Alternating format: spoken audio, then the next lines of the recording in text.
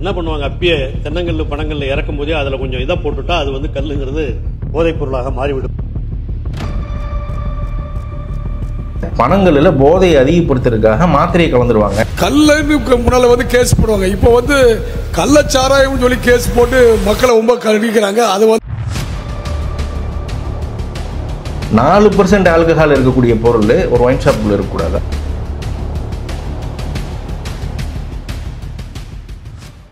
ஒரு காலத்துல இந்த பனங்கல்லு தென்னங்கல் எல்லாம் மரத்துல இருந்தே இறக்கிட்டு இருப்பாங்க. அப்போ வந்து இந்த இதெல்லாம் ப்ரொஹிபிஷன் இல்லாத இதெல்லாம் அந்த டைம்ல கல்லு மட்டும் சாப்பிட்றதுக்கு அலோவ் பண்ணிட்டு இருந்தாங்க ஒரு காலத்துல. அந்த கல்லு கூட என்ன பண்ணுவாங்க, அப்பயே தென்னங்கல்லு பனங்கல்ல இறக்கும் போதே அதுல கொஞ்சம் இதை போட்டுட்டா அது வந்து கல்லுங்கிறது போதைப் பொருளாக மாறிவிடும் என்பது மாண்புமிகு உறுப்பினர் அவர்களுக்கு தெரியும்.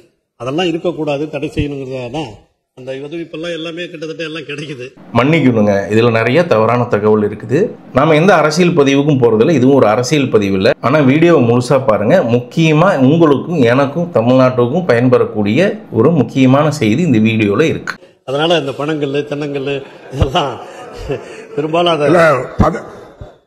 பனையிலிருந்து இறக்கும் போது அது கல்லாகாது, பத நீர் தான். பதநீர் அதுக்கு அனுமதி வேணும். பதநீரை தான் நான் அதுதான் சொல்ல வரேன். பதநீரை தான் இப்ப அப்பயே அந்த காலத்திலேயே சொல்றேன். பதநீரை இறக்கும் போது அதுல கொஞ்சம் கலக்க வேண்டியதை கலந்துட்டா அது கல்லாயிடும். பனங்கல்லு தென்னங்கல்லு தான் அந்த காலத்துல கிராமப்புறங்கள்ல விற்பாங்க. அது மாண்புமிகு உறுப்பினர்களுக்கு பனைமரத்திலிருந்து பதநீரை இறக்கி அதுக்கப்புறம் அதை கல்லா மாத்துறதெல்லாம் ப்ராசஸ் கிடையாது. அந்த மாதிரி ஒரு விஷயமே இல்லை. பனைமரத்தில் இருக்கக்கூடிய குருத்தை நம்ம அறுத்து விட்டோம்னு சொன்னா நமக்கு முதல்ல கல்லு தான் முதல்ல கிடைக்கும். அதுக்கப்புறம் என்னாச்சுன்னு சொன்னா ஒரு சில பானைகளை பாதுகாக்கிறதுக்காக சுண்ணாம்பு தடவுனாங்க. அந்த பானைக்குள்ள இருக்கிற சுண்ணாம்பு இந்த கல்லுல பட்டு என்னவாயிடுச்சுன்னு சொன்னா பதநீரா மாறிடுச்சு. அப்பதான் இந்த விஷயத்தையே கண்டுபிடிக்கிறாங்க. சுண்ணாம்பு தடவாம பானையை கட்டணும்னு சொன்னா நமக்கு கல்லு கிடைக்கும், சுண்ணாம்பை தடவி பனைமரத்துல கட்டணும்னு சொன்னா நமக்கு பதநீர் கிடைக்கும். அப்படிங்கிற முறையே அப்பதான் வந்துச்சு. எனக்கு இதுல கொஞ்சம் வருத்தம் என்னன்னா, தமிழ்நாட்டுடைய மாநில மரம் இந்த பனை மரம். இந்த விஷயம் பேசப்படுற இடம் தமிழ்நாடு சட்டசபை. அப்ப தமிழ்நாடு சட்டசபைக்குள்ளார தமிழ்நாட்டுடைய மாநில மரத்திலிருந்து ஒரு பொருள் கிடைக்கிறது பத்தி தகவல் தெரியாம பேசப்படுது. அதுதான் ரொம்ப வருத்தம் அளிக்குது. மற்ற மாநிலங்கள்ல அந்தந்த மாநிலத்துடைய விலங்கு, பூவு, மாநில மரம் இது எல்லாத்தையும் தூக்கி வச்சு கொண்டாடுறாங்க. இந்த பூ தான் இது கேரளாவுடைய மாநில மலர். இது என்ன பண்ணுவாங்கன்னா, விஷுன்னு ஒரு பண்டிகை கொண்டாடுவாங்க, அதுக்கு சாமிக்கெல்லாம் இதை வச்சு கும்பிடுவாங்க. தங்கம் வாங்கி வைக்கிறதுக்கு வசதி இல்லாதவங்க இந்த பூவை கொண்டு போய் வைங்கன்னு சொல்லி அந்த அளவுக்கு இந்த பூவை கொண்டாடுவாங்க. கேரளாவுடைய மாநில மரம் தென்னை மரம்.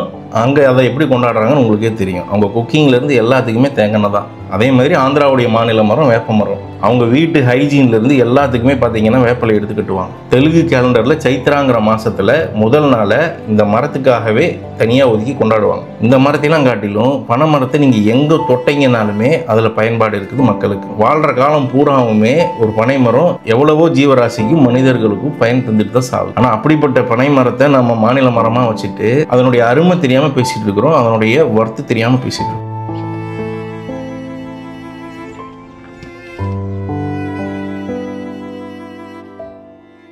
இந்த வீடியோவில் மாண்புமிகு பாராளுமன்ற உறுப்பினர் ஒருத்தர் எதையோ கலந்துருவாங்கன்னு சொல்லி பேசியிருக்காரு இல்லையா? இது எப்பயோ நடந்த ஒரு சம்பவம். 20-25 வருஷத்துக்கு முன்னாடி பனங்கல் இருக்கிறதுக்கு அனுமதி இருந்தப்ப பனங்கல்ல போதையை அதிகப்படுத்துறதுக்காக மாத்திரையை கலந்துருவாங்க அப்படிங்கிற சொல் வழக்கு இருந்துச்சு. இந்த மாதிரி மக்கள் பேசிக்கிட்டாங்க. ஆனால் அது அப்படி நடந்துதா அப்படிங்கிறதுக்கு எந்த ஆதாரமும் இல்லை. இதை தடுக்கிறதுக்காக அந்த அன்னைக்கு அரசாங்கம் நடவடிக்கைகள் எடுத்துச்சு, பாராட்டத்தக்கது. ஆனால் ஒரு குறிப்பிட்ட துறையில் தவறு நடக்குதுன்னு சொன்னால் அந்த துறையவே தடை செஞ்சிடணுமா? ஆக்சிடென்ட் அதிகமாக ஆகுது, அதனால யார் வாகனத்தை பயன்படுத்தாதீங்கன்னு சொல்ற மாதிரி இருக்கு. இந்த இடத்துல அது எந்த அரசாங்கமாக இருந்தாலும் பனைத்தொழிலை முறைப்படுத்து, அதை முழுமையாக நீக்கக்கூடாது. உதாரணத்துக்கு பால் தொழிற்சாலை இருந்துச்சு, பாலில் தண்ணி கலந்தாங்கல்ல, கலப்படம் நடந்தது இல்லை, அதை அரசாங்கம் முறைப்படுத்துச்சு. ஊருக்கு சொசைட்டி வச்சு அந்த ஊரில் மாடு வச்சிருக்கிற மக்கள் எல்லாத்தையுமே பாலை கொண்டு வந்து சொசைட்டியில் ஊற்றுன்னு சொன்னாங்க. அங்கே ஒரு டெஸ்ட் வச்சு இதில் ஏதாவது கலப்படம் செய்யப்பட்டிருக்குதாங்கிறத பார்த்து பாலை எடுத்து பேக்கெட் பண்ணி தமிழ்நாடு பூராமே விநியோகம் செஞ்சாங்க. இதுதான் முறைப்படுத்துறது, இதுதான் அரசாங்கத்தினுடைய வல்லமை. அப்ப மாடு வளர்த்தவங்க எல்லாருமே கொண்டு வந்து பாலை இங்கே ஊத்துனாங்க. அந்த பாலை பாக்கெட் பண்ணி பாலே கிடைக்காத குக்கிராமத்துக்கும் கொண்டு போய் சேர்த்துனாங்க. அதுல பச்சை பால், நீலப்பால், சிகப்பு பால், ஆரஞ்சு பால்னு வகைப்படுத்தினாங்க. பாலை தயிராக்கி அதையுமே அதிகமாக வித்தாங்க.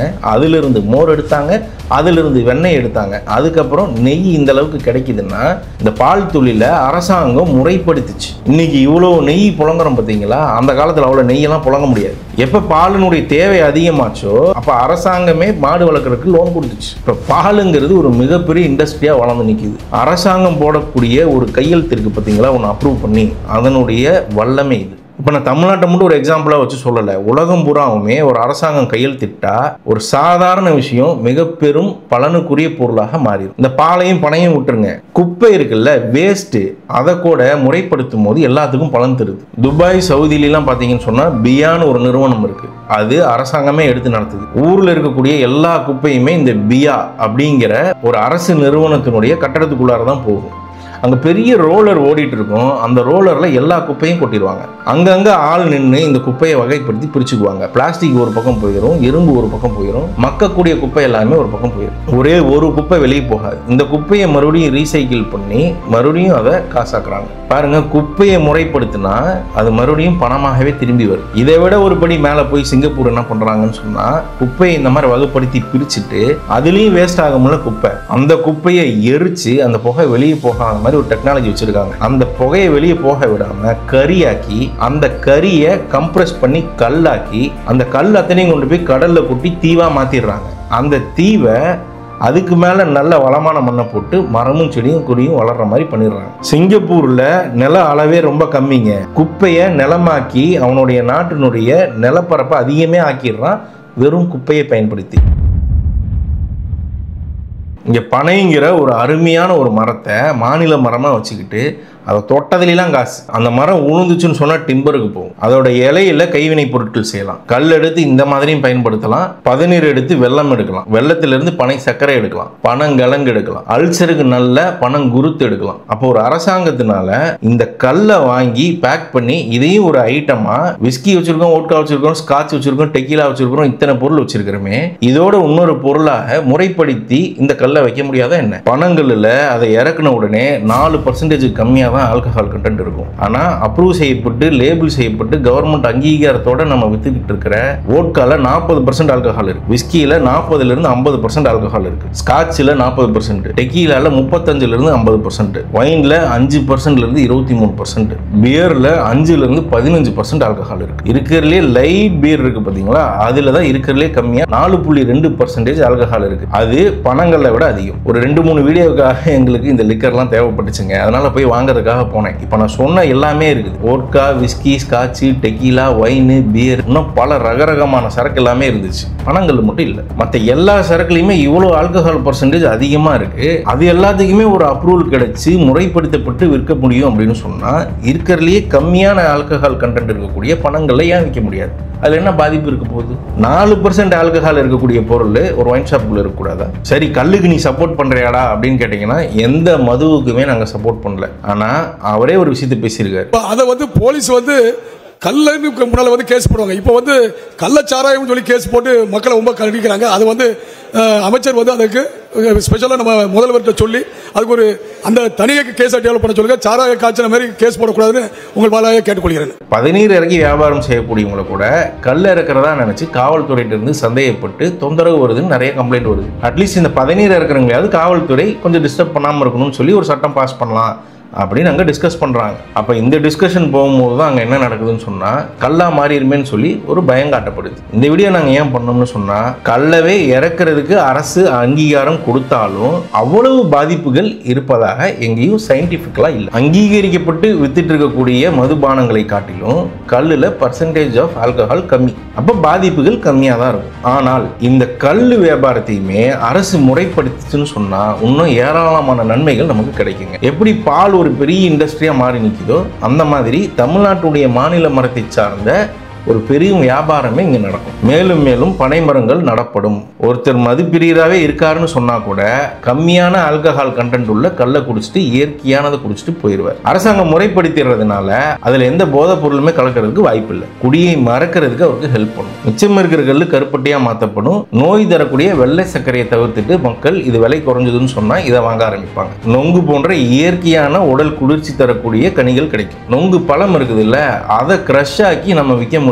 கார்பரேட் நிறுவனங்கள் செயற்கையா பழத்தை புழிஞ்சு விற்கிறேன்னு போட்டு விற்கிறாங்கல்ல, அதை தாண்டி இந்த நொங்கு பழம் இருக்குது பாருங்க, இதுவே ஒரு கிரஷா போட்டு விற்க முடியும். இந்த கல் இறக்குறது இருக்குதுல்ல, தமிழ்நாட்டில் மட்டும்தான் இந்த பனையிலிருந்து இறக்குறாங்களான்னா அப்படி கிடையாது. தமிழ்நாட்டுக்கு பனங்கல் மாதிரி ஒவ்வொரு நாட்டிலையும் ஒவ்வொரு மாநிலத்திலும் இந்த மாதிரி இயற்கையான மதுபானம் அவங்களுடைய ஸ்டேட்டுக்கு தகுந்த மாதிரி இருக்கு. கோவால முந்திரி பழம் இருக்குல்ல, அதுல இருந்து இயற்கையா ஃபெனி தயாரிக்கிறாங்க. கோவால இல்லாத குடியா அவனே ஃபெனி அப்ரூவ் பண்றான். மெக்சிகோல கத்தாழை மாதிரி ஒரு செடி இருக்குது, அதுல எப்படி நம்ம பனங்கள் இறக்குறோமோ அந்த மாதிரி கத்தாழையில இருந்து அகேவ்னு ஒரு ட்ரிங்கை தயார் பண்றாங்க. மங்கோலியாவில் இந்த மாதிரி மரங்கள் கிடையாது, ஆனா கழுதப்பால் கிடைக்கும். கழுதப்பால்ல இருந்து அங்க இயற்கையான ஒரு மதுபானம் தயாரிக்கிறாங்க. பூட்டான்ல பார்லி அரிசி கிடைக்கும், அதுல இருந்து இந்த மாதிரி கல்லு மாதிரி ஒரு பொருள் தயாரிக்கிறாங்க. தாய்லாந்துல எல்லாம் ரைஸ் வைன் நீங்க நிறைய பார்த்திருப்பீங்க, அரிசியில இருந்து சரக்கு தயாரிக்கிறாங்க. ஆந்திராலையும் தெலுங்கானாலையும் வெயில் அதிகமா இருக்கிற பகுதியில் ஈச்ச மரத்துல இருந்து கல் இறக்குறாங்க. இந்த மாதிரி பல மாநிலம் பல நாடுகள்ல அந்த மண்ணிலேயே இருக்கக்கூடிய ஒரு சில பொருட்கள் இருந்து மக்களே தயாரிக்கக்கூடிய ஒரு சில ஆல்கஹால் அதை பயன்படுத்துறதுக்கு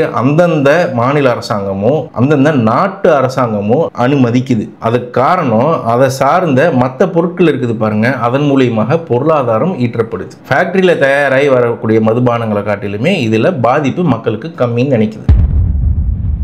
இந்த பனையை பத்தி தாய்லாந்துக்காரன் தெரிஞ்சு வச்சிருக்கான். தாய்லாந்துல இந்த மாதிரி ஒரு பனந்தோப்பு இருக்குது, அங்க என்னென்ன வச்சிருக்காங்கன்னு பாருங்க. பனங்கல் இறக்கி கொடுக்குறான், பதனி இறக்கி கொடுக்குறான், பனம்பழத்திலிருந்து ஜூஸ் அடிச்சு கொடுக்குறான், நொங்கு எடுத்து கொடுக்குறான், பனங்கலங்கு செஞ்சு கொடுக்குறான். எல்லாமே தாய்லாந்துக்காரன் தெரிஞ்சு வச்சிருக்கிறான் இந்த பனையுடைய வேல்யூ. அப்ப இத்தனை அரசாங்கம் அதை முறைப்படுத்தி தான் வச்சிருக்கு, பாதிப்பு இல்லாம தான் வச்சிருக்கு. நாமளும் நினைச்சோம்னு சொன்னா இதை பாதிப்பு இல்லாம முறைப்படுத்தி இந்த பனையை நம்ம பெருக்க முடியும். அப்போ பிரச்சனை பனங்கல்ல இல்லை, பனங்கல் அந்த காலத்தில் முறைப்படுத்தப்படாமல் இருந்துச்சு. இன்னைக்கு எந்த அரசாங்கம் வந்தாலுமே அதை முறைப்படுத்தினா பொருளாதாரம் மேலும் மேலும் வளரும். மாண்புமிகு உறுப்பினர் அவர்களே, சட்டசபையில் இது ஒரு பேச்சாக அடிபற்ற வரைக்கும் வந்துருச்சு. இதை முழுசா நிராகரித்து கழிக்காம இந்த மாதிரியான பாயிண்ட்ஸையும் வச்சு பனைத்தொழில் செய்யக்கூடிய மற்ற மக்களையும் கருத்தில் கொண்டு இதுக்கு ரிலேட்டடான ஏதோ ஒரு சட்டத்தை நீங்கள் பாஸ் பண்ணுங்கிறத ஒரு கோரிக்கையாக வைக்கிறேன். வீடியோவில் வியூவர்ஸ் கிட்ட நான் முக்கியமாக கேட்குற ஒரு விஷயம் என்னன்னா, நாங்கள் எந்த அரசியல் கொள்கையும் கட்சியும் சப்போர்ட்டும் பண்ணல, எதிர்க்கவும் இல்லை. நாங்கள் இயற்கை விரும்பிகள், அவ்வளவுதான். அதில் நம்மளோட மாநில மரமே அழிவு நோக்கி போயிட்டு இருக்குது. 50 கோடி மரங்கள் இருந்த இடத்துல 5 கோடி மரம் தான் இருக்குது. அது பெருகணும், நாம இன்னொரு பெட்டரான ஒரு உலகத்தை பார்க்கணுங்கிற ஒரு ஆதங்கத்தில் இயற்கையாகவே கிடைக்கக்கூடிய மதுபானத்தில் இன்னுமே பாதிப்பு கம்மி அப்படிங்கிறது பதிவு செய்யறதுக்காகவும் தான் இந்த பதிவு போட்டோம். அதனால இந்த பதிவை தயவு செஞ்சு யாருமே அரசியலாக்க வேணாம்னு கேட்டுக்கிறேன். நன்றிங்க.